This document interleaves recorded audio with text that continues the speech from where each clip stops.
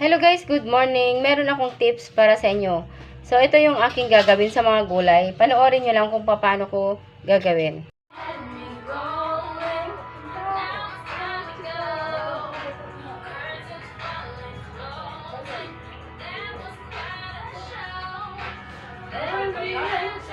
Itong mga gulay na ito ay umabot na siya ng 3 days.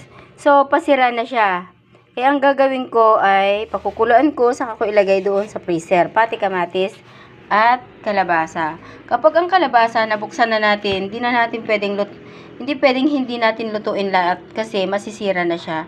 Kaya ang gagawin ko, dahil sa nabuksan na siya, syempre ugasan ko muna lahat itong mga gulay na ito. Manipis lang yung kaserola na ginamit ko para madali lang siya kumulo.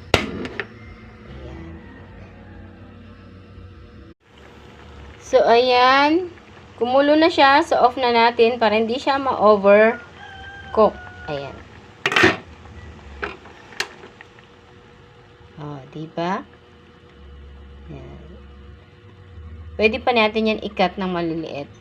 So, palamigin natin, saka natin ilagay sa freezer para pag sa ganon, pag gusto natin. So, ilipat ko muna siya dito hanggat sa lumamig. Then, next guys, sunod naman natin yung repolyo.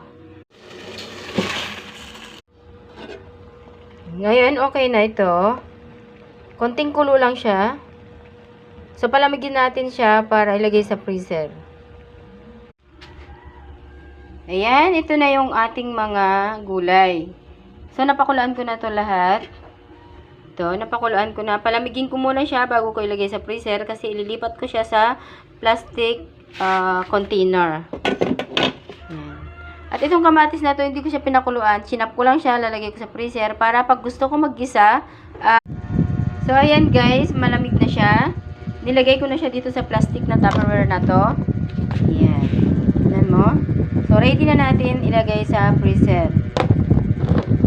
Nag-stock talaga ako ng mga plastic na ganito guys. Kasi ito nga yung purpose niya. Ayan. Ito yung mga tinda ko guys. So, ilalagay na. So, lagay na natin sa freezer. Lagay na natin dito sa freezer. Ay, ito guys, tingnan mo yung mga nakalagay sa freezer mo guys. Ayan. Ayan, ang daming yellow guys. So, ito, nilagay ko na yung kamatis. Ito yung hinimay kong manok. Gagawin kong Shanghai yan. So, walang nasasayang na pagkain guys kasi nilalagay ko agad sa freezer dahil wala tayong ref. Ayan, tingnan mo, oh, meron din akong apple na pinakuluan. Ang lakas ng